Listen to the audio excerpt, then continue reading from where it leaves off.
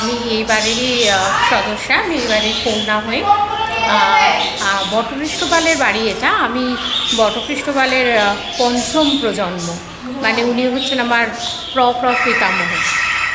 তো ছোটোবেলায় তো সরস্বতী পুজো একরকম ছিল, এখন সরস্বতী পুজো একরকম, মানে একরকম বলতে বিষয়টা হচ্ছে শুধু অনুভূতিরই যা পার্থক্য সেটা নয়, দায়িত্ববোধের একটা পার্থক্য। কেননা ছোটোবেলায় হতো কি শুধু সকাল সকাল মারা শাড়ি টাড়ি পরিয়ে সাজিয়ে দিতে, আর শুধু আনন্দ করা, কখন বাড়ির পুজো হয়ে গিয়ে বাইরে যাব, স্কুলের পুজো, নাচের স্কুল, গানের স্কুল, এগুলো একটা ব্যাপার ছিল। কিন্তু এখন হয়েছে যেহেতু সময়ের সঙ্গে সঙ্গে যারা বাড়ির গুরুজনরা ছিলেন তারা অনেকেই এখন নেই, যারা আছেন তাদেরও ক্রমশ বয়স হচ্ছে, যে কারণে অনেকটাই দায়িত্ব।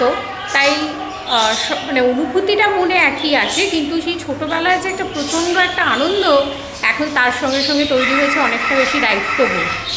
তো যে কারণে সব মিলে একই মা তো সবসময়ের জন্য, এবং আমি যেহেতু বর্তমান সময়ে আমি মানে শিক্ষা জগতের সঙ্গেই যুক্ত, এবং আমি এখনও কিন্তু পড়াশোনা এবং গবেষণা করছি যেহেতু, তো যে কারণে মা সরস্বতীর আরাধনা সব সময়ের জন্য আর কি।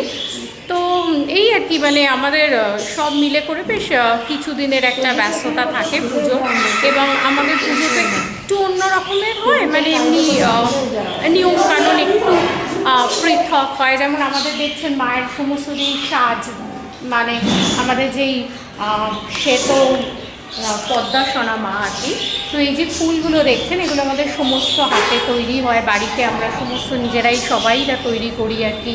মার যে সাজ আমাদের, সেগুলো সমস্ত কিছু আমাদের বাড়িতেই পড়ানো হয়। তো সব কিছু নিয়ে একটা অবশ্যই ভালো অনুভূতি তো বটেই। আজকে তো হয়েই গেল পুজো, সব কিছু সন্ধ্যেবেলায় শুধুমাত্রই সন্ধ্যারতি। আর এই পদ্ম, মায়ের পদ্ম যে রয়েছে, পুরো পদ্ম মানে আমাদের হাতে তৈরি, ছোলা কেটে হাতেই ঘরের মেয়েরাই তৈরি করেছে করে, আর এইভাবেই আমাদের রাখির সাজে সাজানো হয়। নিরঞ্জন হয়, সখীগুলো খালি থাকে। আচ্ছা, প্রতিমাদের তলায় হাঁস আছে, এই যে 3টে হাঁস আছে তলায়, এদিকে একটা, এদিকে একটা, মাঝখানে একটা। ঠিক মায়ের পদ্মের তলায় দেখুন একটা হাতে শুধু ঠোঁটের এইখানটা দেখা যাচ্ছে, ফুলে চাপা পড়ে গেছে। ওই ইচ্ছে মতো আমরা আমাদের মাকে যেরকম ইচ্ছে হয়েছে সবাই দিয়ে সাজানো হয়। আপনাদের এই বাড়ির সরস্বতী পুজো তো বনেদিয়ানা কলকাতার মধ্যে, এই সরস্বতী পুজো কত সালে আনুমানিক শুরু হয়েছিল, যে সালটা যদি একটু মনে করে বলতে পারেন? দেখুন, আমাদের এটা পৈতৃক জিনিস, সারা বাড়িতে মানে অনেক দিন হয়েছে, কিন্তু এখন শরিকি কিছু প্রবলেমের জন্য মানে আলাদা আলাদা হয়ে গেছে, তাই আমরা এখানে আলাদাই এখন করি। এটাও নয় নয় করে আমাদের প্রায় 30 বছর হয়ে গেল। আচ্ছা, হয় সন্ধেবেলা, এবং সেটাও আমাদের ভোগে আমরা লুচি দিই সন্ধেবেলা, এবং পুরো ভালো গাওয়া ঘিয়ের লুচি করে মাকে নিবেদন করা হয়।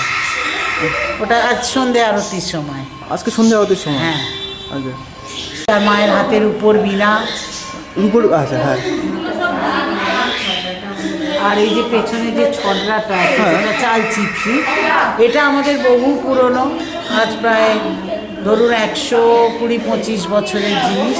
ওই চালচিত্রটা? হ্যাঁ, ওটা মাঝে মাঝে আমাদের পালিশ করা হয়। ফলগুলো হচ্ছে সোনার, আর পাতাগুলো হচ্ছে রূপোর।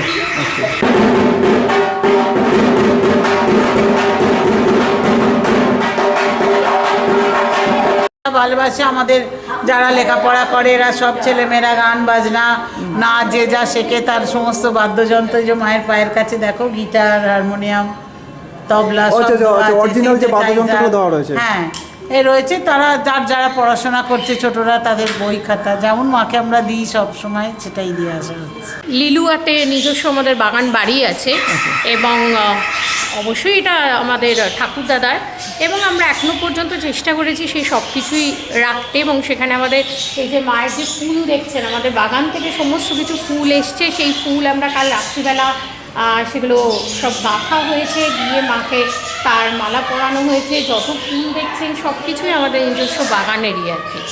কালকেই মার বিসর্জন, মন কালকে অবশ্যই ভারাক্রান্ত থাকবে, তাও সবসময় আশায় থাকি সামনের বছর মা আবার আসুন, সবার ভালো করুন, সবার মঙ্গল করুন, সবাই ভালো থাকুন। দারুণ।